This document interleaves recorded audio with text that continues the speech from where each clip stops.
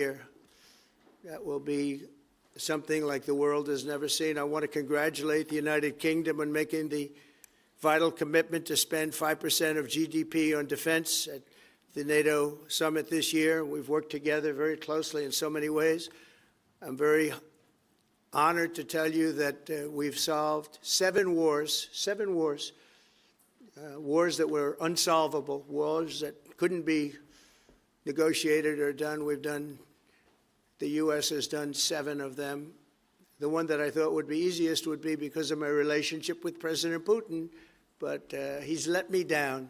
He's really let me down.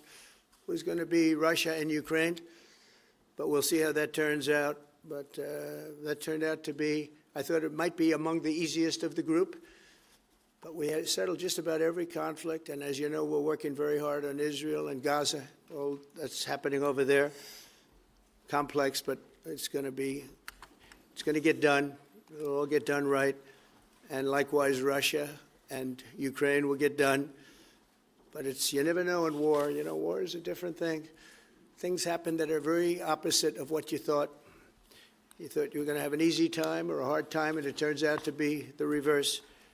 As we saw in the unforgettable parade yesterday at Windsor Castle, what a place it is. The British Armed Forces carry on one of the finest military traditions in the world, one of the greatest marching bands, one of the most magnificent sights I've seen. I know that our service members look forward, and we do look so forward to working even more closely with yours as you push toward that 5% goal. And I think, Mr. Prime Minister, you're just about there. You're going to be there very quickly, along with a lot of other great countries. I want to thank NATO and our wonderful head of NATO, who's really worked very hard, Mark, for the job they've done. As you know, NATO was at 2% GDP, and they didn't pay it. Now they're at 5%, then they pay it. And we appreciate that. And we're sending a lot of weapons to NATO. NATO is paying for those weapons in full. But we're sending them, and we're doing a great job at getting them what they need. And we appreciate the fact that they're taking care of it, because the United States is into that war for $350 billion. And just really very sad. It just got out of control. They didn't know what they were doing. But over the generations, British and American warriors have shed their blood side by side in defense of liberty and freedom.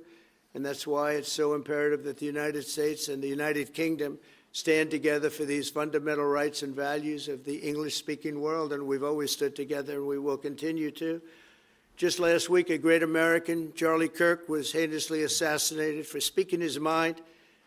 He was a great young man, incredible future. Some people said he might be president someday. I told him, I said, Charlie, I think you have a good shot someday at being president. And he just wanted to take care of youth. He loved youth. I've never seen anybody relate to youth like Charlie, and they related to him, and they're devastated.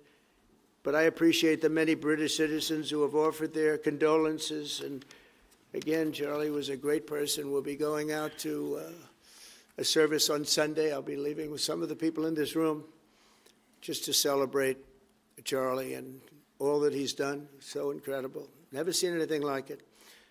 But I hope that together our nations can lead a movement to defend the glorious traditions of freedom on both sides of the Atlantic. There could be no greater tribute to the immortal bonds of affection and loyalty that unite the British and the American people for all of time. We have a relationship like no other. It will always be that way. We will always be united. We'll always be together. And I just want to thank you, Mr. Prime Minister, for the great job I think you're doing. Thank you very much. Thank you.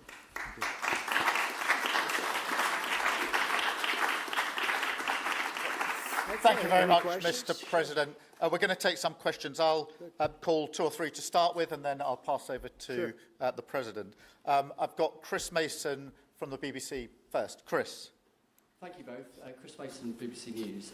Mr. President, the UK is expected to recognise a Palestinian state in the coming days as the killing in Gaza continues. It often seems that you're the only person that Israel will listen to. What more can you say to them to tell them to stop? And why is the UK's position on a Palestinian state, in your view, wrong? And Prime Minister, what will the recognition of a Palestinian state actually achieve? Is it not just gesture politics to appease people in your own party?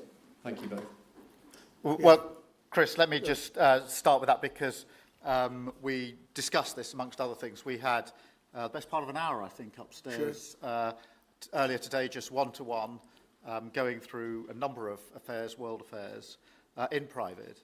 And we absolutely agree on the need for peace and a roadmap because the situation in Gaza is intolerable.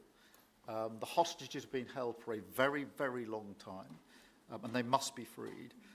And we need aid to get into Gaza at speed. And so it's within that context of a plan for peace, which we're working hard on, which not only did we discuss this morning, but our two teams have been working together on, that the question of recognition needs to be seen. And so it's part of that overall package which hopefully takes us from the appalling situation we're in now to the outcome of a safe and secure Israel, which we do not have, and a viable Palestinian state. Thank you.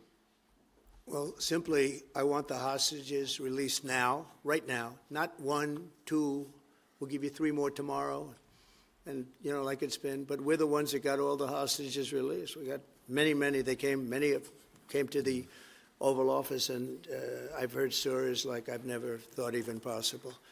There was no humanity, no anything. I said to them, I said, was there any warmth shown during this stay? Like they offered you a little extra meal, they gave you a little smile, and they said, don't worry, you'll be okay. And every one of them said, not even a little bit. Amazing, you know, to think that during this stay, long stay in some cases. We had a man the other day, 451 days he was there.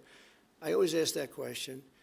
And was there any warmth shown? Just a little word of, you know, encouragement. And the answer is every time, absolutely not. I'm shocked to hear it, because in the worst cases, there's always somebody that comes through. We have to remember October 7th, one of the worst, most violent days in the history of the world, not just there, the history of the world. And I got to see the tapes, and I wish I didn't see them, actually. But I got to see them.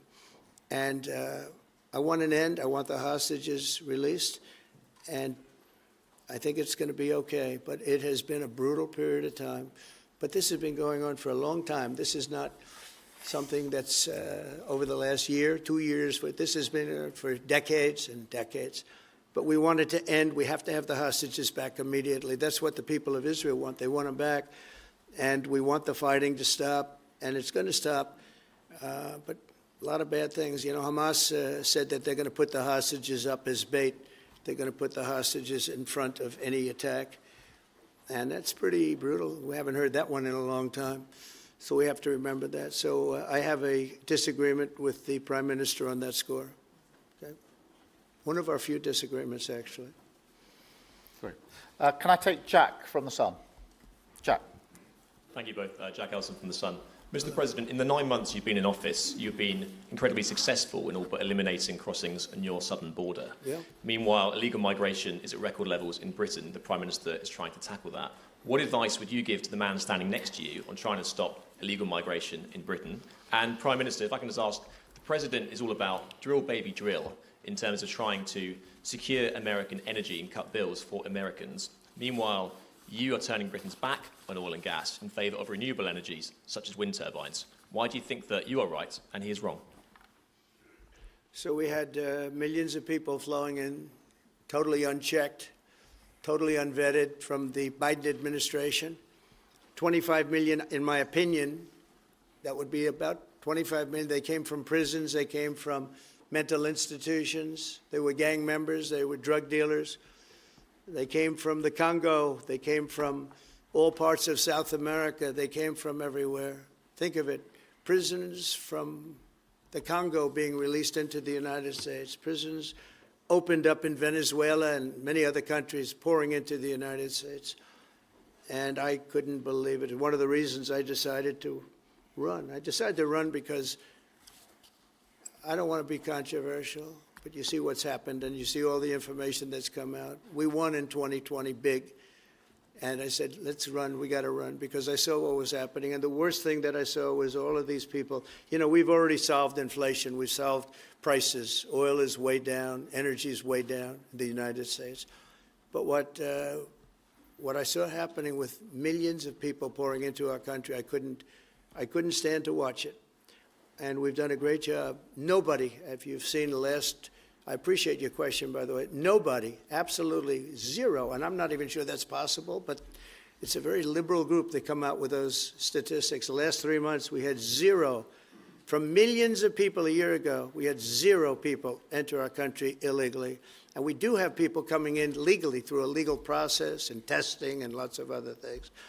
I think it's very important, and we speak about it. And I think your situation is very similar. You know, you have people coming in, and I told the Prime Minister I would stop it, and it doesn't matter if you call out the military, it doesn't matter what means you use, but it's going to destroys countries from within. And we're actually now removing a lot of the people that came into our country. It's a very hard chore. We were given a very, very bad hand. Millions of people came in from prisons and mental institutions. We have to remove them. And we are removing them. We have no choice, and I feel very strongly about it. Thank you very much. Jack, let me just deal with the question of returns, because this is obviously an issue we're taking incredibly seriously. We've struck a number of deals both on cooperation with other countries, because this is a problem right across Europe, to tackle the problem of actually breaking up the gangs that are running this trade. We have had a record number of returns, over 35,000 now since we came into office. That's the highest number for the best part of 10 years. We struck the returns arrangement with France, and notwithstanding the challenges to that scheme, which you've seen in the last few days, a flight went off at 6:15 this morning, successfully returning someone under that scheme. So that is an important step forward. Obviously, there's no silver bullet here. There's a range of things that need to be done. But given the challenges of returning people, it is important that we're able to prove it can be done. It was done. It was done early this morning. So I can confirm that that flight went. It went successfully. And I'm pleased about that. Now we need to ramp that up at scale, which was always envisaged under the scheme. But it's very important that we have been able to prove that the proof of concept, if you like, that this can be done, and will continue in that way.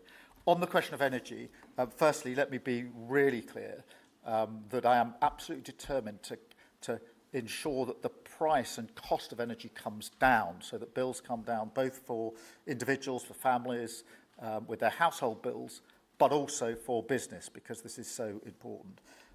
The mix will include oil and gas for many years to come from the North Sea. We've been clear about that for some time, but we also need to mix that with renewables, and it's the mix that's really important. And the approach I've taken on this is the same approach that I take to many other things, a pragmatic approach. Thank you, Jack. I would like to say that we inherited the worst inflation in the history of our country. We had inflation, the likes of which we've really never seen. They say 48 years, and I'll accept that, but I really don't. We had the worst inflation in the history of our country. And we had an expression that I used a lot, drill, baby, drill. And as you know, we brought fuel way down, the prices way down. And we don't do wind, because wind is a disaster. It's a very expensive joke, frankly. And we got our energy prices way down. That brought the inflation way down. And now we have very little inflation. And we have a very, very strong economy. So that was very important. Drill, baby, drill. And you have a great asset here, and we spoke about it. It's called the North Sea. The North Sea oil is phenomenal. And I hope, because I love this country, you know. My mother was born in Scotland, and the Hebrides, Stornoway, that's serious Scotland. We were talking about it. And I want this country to do well. And you have great assets that you're going to start using, I believe, under this Prime Minister. Thank you. And I've got Matthew from The Economist. Matthew. Thank you, Prime Minister. Mr. President, you say that President Putin has let you down. Have negotiations run out of road, and what are your next steps to compel an end to this war? Well, he has let me down. I mean, he's killing many people, and he's losing more people than he's killing. I mean, frankly, the Russian soldiers are being killed at a higher rate than the Ukrainian soldiers. But, yeah, he said, let me down. I don't like to see. It's death. You know, it doesn't affect the United States. We have, other than unless you end up in a world war over this thing, you could. This was a thing that would have never happened had I been president. If I were president, it would have never happened. And it didn't happen for 4 years. Most people agree it didn't happen, nor was it close to happening. And I spoke to President Putin about Ukraine. It was the apple of his eye. I've said that many times. It was. But he would have never done what he did, except that he didn't respect the leadership of the United States. They just went through the Afghanistan total disaster for no reason whatsoever. We're going to leave Afghanistan, but we're going to leave it with strength and dignity. And we're going to keep Bagram, the big air base, one of the biggest air bases in the world. We gave it to them for nothing. We're trying to get it back, by the way. Okay, that could be a little breaking news. We're trying to get it back because they need things from us. We want that base back. But one of the reasons we want the base is, as you know, it's an hour away from where China makes its nuclear weapons. So a lot of things are happening, but I am very disappointed in the fact that that one's not settled. To think that we settled Azerbaijan and Albania, as an example, it was going on for years. It was never going to be settled. If you remember, the prime minister and the presidents, they were there for many years. They said, when they were in my office, we settled. And they started off at both sides of the Oval Office, so far away. I didn't know you could be so far away. And as we were together for an hour, they kept getting closer, closer. And by the time we finished, we all hugged each other. And one said, I've been in this position for 22 years, and all I've done is kill their people. The other was there for 7 years, and all he did was kill their people. And we got it settled. And we did others, as you know. The Congo, we settled the Congo with Rwanda. That was going on, and that was a machete war. That was a gruesome war. Many people, close to 10 million people killed. We got that settled. My biggest disappointment, but it's, you know, look, we did 7, and most of them were not thought to be settleable. We did India and we did Pakistan. That's 2 nuclear. That was purely for trade. You want to trade with us, you're going to have to get along. And they were going at it hot and heavy. But the Russia situation, I hope we're going to have some good news for you coming up. But again, it doesn't affect the United States. And look, it doesn't so much affect you. Of course, you are a lot closer to the scene than we are. We have a whole ocean separating us. But I will say this, it's millions of people have died in that war, millions of souls. And they're not American. The soldiers, mostly soldiers, as you know. The soldiers are being killed at levels that nobody's seen since the Second World War.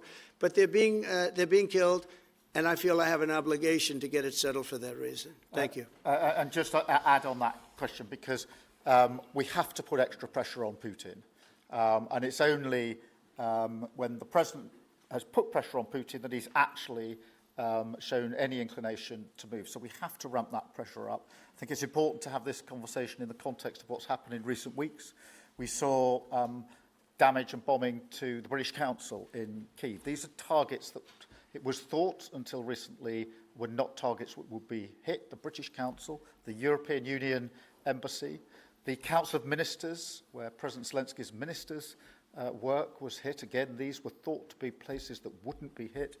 And then the incursion into Poland last week. And if you put that together, what you can see is either an emboldenment or at least an increased recklessness on Putin's part. And that's why I said earlier that they're not the actions of someone who wants peace. So we have to ramp up. And we discussed earlier today, we have built the coalition of the willing with British leadership and French leadership, stepping up with military planning in the seas, in the sky, on the ground, and ramping up what we do with the Ukrainians themselves. And of course, that taken with an American guarantee is now an example, I think, of the challenge of Europe stepping up to the plate, which it has done in the last few months, to show through what we and the French have done that we're prepared to take the lead in this and take the necessary measures. But that's a war that could have been a third world war, and I don't think we're going to be there now. But that was heading to a third world war, and what a shame it is. What a shame it is. Mr. President, do you want to call some of the I would love to call a outlets? few of them. Bev, do you want to have a question? I'm going to come back to you. Bev Turner, GB News. Thank you. Having been in DC for a few weeks, it's really interesting to see how you run the country as a proud Christian leader. And it really begs the question to the Prime Minister, if you don't mind, are we still a Christian country? But also... When you say we, are you talking here or? Here, the Here? UK. I'm still British. I might I'd live in rather have America, I'm him still answer that British. question. But also... I can't give you that answer. That's for the Prime Minister, but also, despite what we talked about in Scotland a few weeks ago, we still have 12,000 people a year here being arrested for social media posts, for free speech violations. Does that not remain an important area that there is still a lot of disagreement on? I'd like to have you answer that. Yeah, look, I mean, in terms of a Christian country, I was christened, so that is, my church has been all my life, and we are, that is wired into our informal constitution. Of course, we celebrate many other faiths as well, and I'm really proud that we're able to do so as a country. And on free speech, that has long lived in this country, free speech. It's one of the founding values of the United Kingdom, and we protect it jealously and fiercely, and always will, and we will bear down on any limits on free speech. I draw a limit between free speech and the speech of those that want to peddle paedophilia and suicide social media to children, and therefore I'm all for free speech. I'm also for protecting children from things that will harm them, paedophiles, those that peddle suicide, which has had a terrible consequence for individual, particularly teenagers. And so that's the balance we strike. But we have had freedom of speech in this country for a very long time, and we will always protect it. Thank you. Thank you very much. Brian, please. Thank you. Prime Minister, it's good to see you again. You have a beautiful country. Thanks for having us. Thank you for being Two here. questions. One, just recently, President Trump labeled Antifa domestic terrorists. Would you consider doing something like that in your country? Well, we obviously will take decisions for ourselves. I don't want to comment on the decisions of the President, but we take our decisions ourselves. And my question to you, President Trump, is there any update on the auto pen? Yeah, it's just gotten worse from their standpoint. The people that used it, and one in particular, one person, was never told by Biden to do it. Only spoke to Biden twice, and that was just talking about the weather, not talking about any order. And he was taking orders from people other than Joe Biden. Joe Biden wasn't giving those orders. You know, Joe Biden didn't believe in open borders. He didn't. I've known him for a long time. He was never the brightest bulb in the ceiling, as we know. You can go back 40 years ago and you'll see that. Go back and take a look at the hearings on Justice Thomas, and you'll see that very much.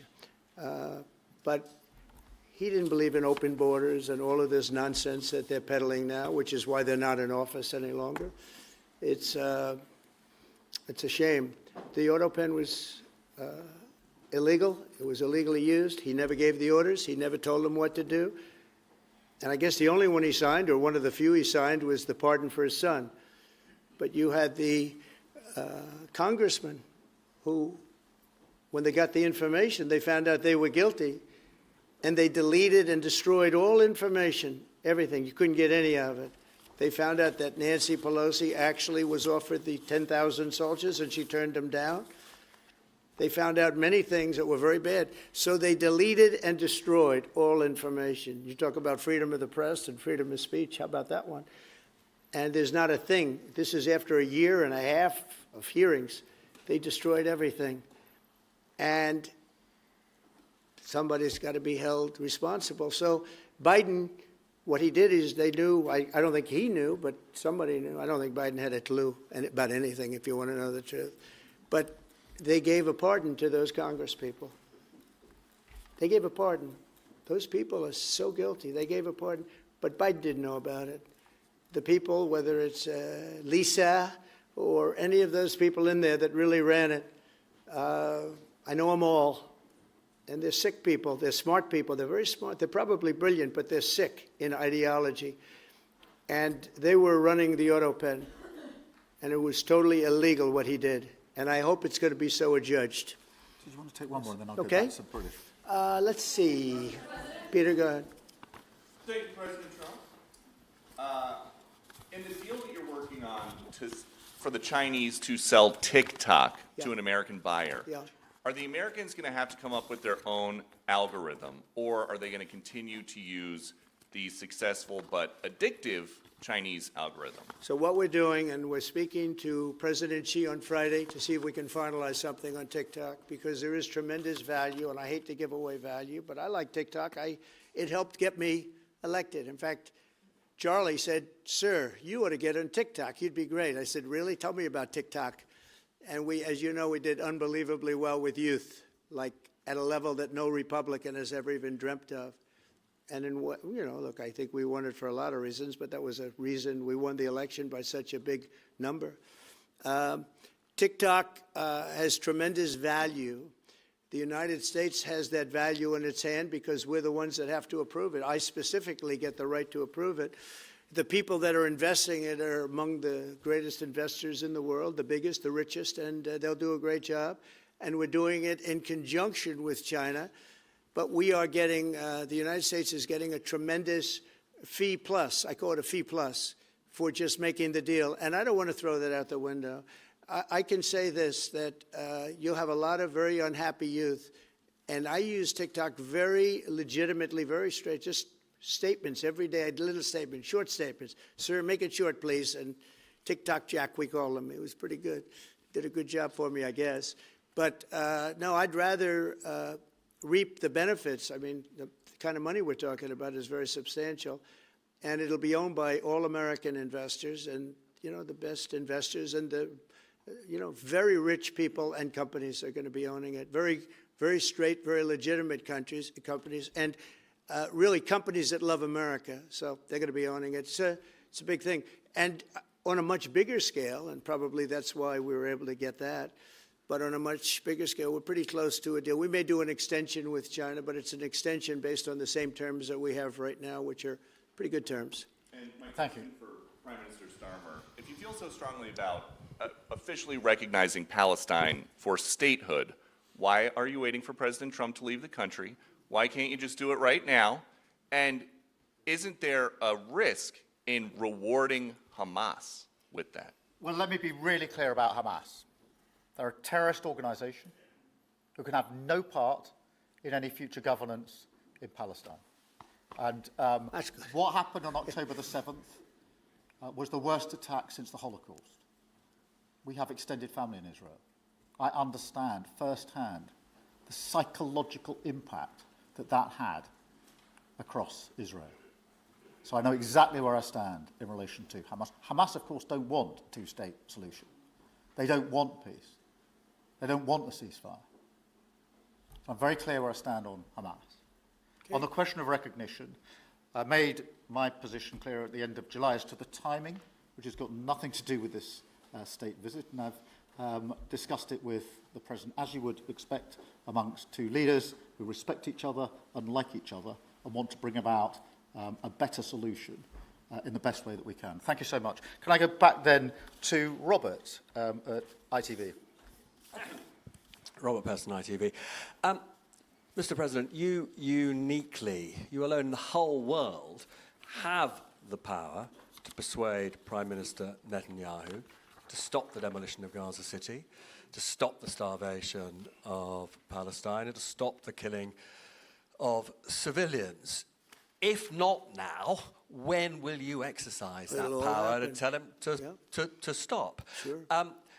And then for both of you on... But you do understand about October 7th.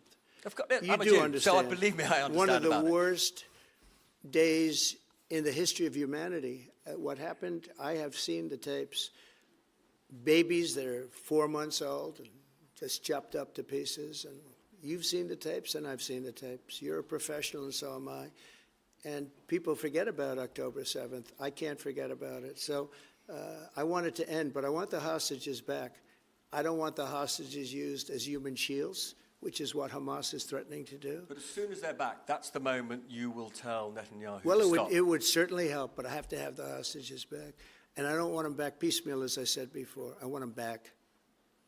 And on a separate issue, free speech, your Vice President Vance said that free speech is under attack in the UK. Do you agree with him? And Prime Minister, we saw the dismissal of a very well-known chat show host in America last night, Mr. Kimmel. Is free speech more under attack in Britain or America? Well, Jimmy Kimmel was fired because he had bad ratings more than anything else, and he said a horrible thing about a great gentleman known as Charlie Kirk. And Jimmy Kimmel is not a talented person. He had very bad ratings, and they should have fired him a long time ago. So, you can call that free speech or not. He was fired for lack of talent.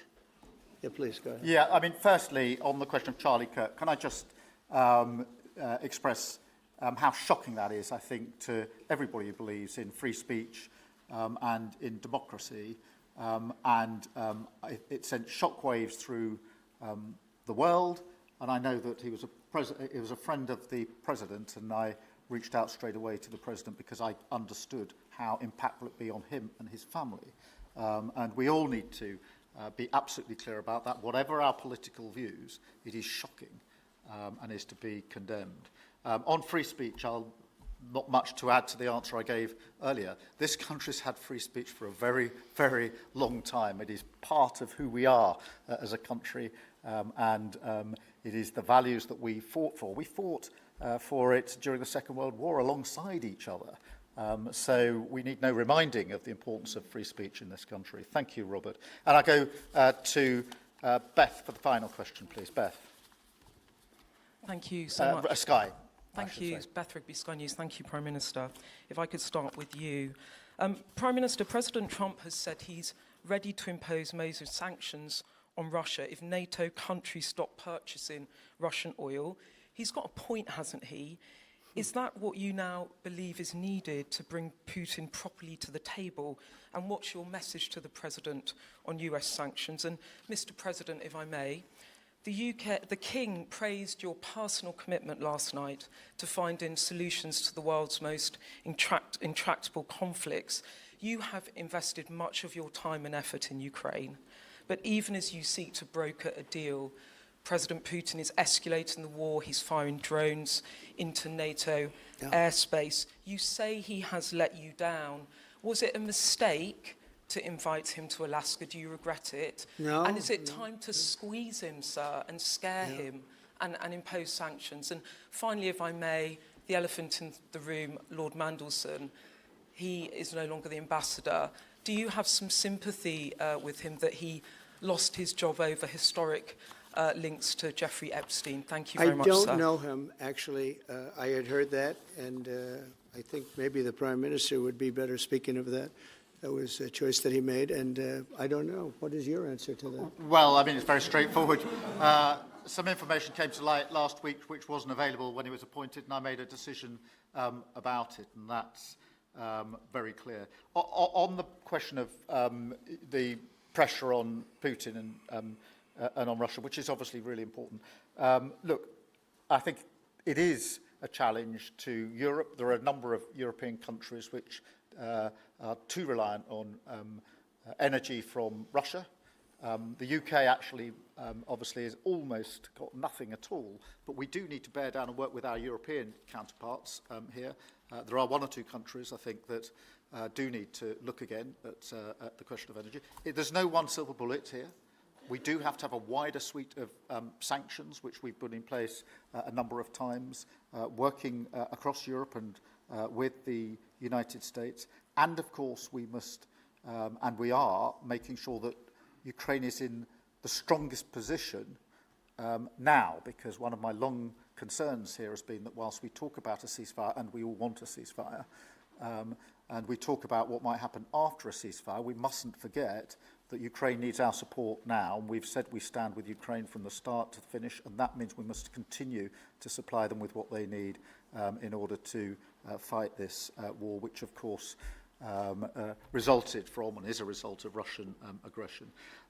We have particularly done the sort of leadership role in the coalition of the willing, so that if there is a ceasefire and if there is a deal, and I do hope there is, that is then lasting and not then broken, because given previous history, I don't trust Putin. Thank you. Very simply, if the price of oil comes down, Putin's going to drop out. He's going to have no choice. He's going to drop out of that war. And when I found out that the European nations were buying oil from Russia, and as you know, I'm very close to India. I'm very close to the Prime Minister of India. I spoke to him the other day, wished him a happy birthday. We have a very good relationship. He put out a beautiful statement, too. We have, but I said, you know, I sanctioned them. China is paying a very large tariff right now to the United States. But I'm willing to do other things, but not when the people that I'm fighting for are buying oil from Russia. If the oil price comes down, very simply, Russia will settle. And the oil price is way down. You know, we got it way down. We're drilling and we produce more oil than anybody else in the world. We're doing a lot. But I was disappointed to see that. And the Prime Minister was disappointed to see that. And it wasn't him. It was other countries. And you can't do that. You can't do that. You can't. That's not playing fair with the United States. And we can't have that. Thank you. Thank you very much indeed. Thank you. Thank you. Mr. Thank you.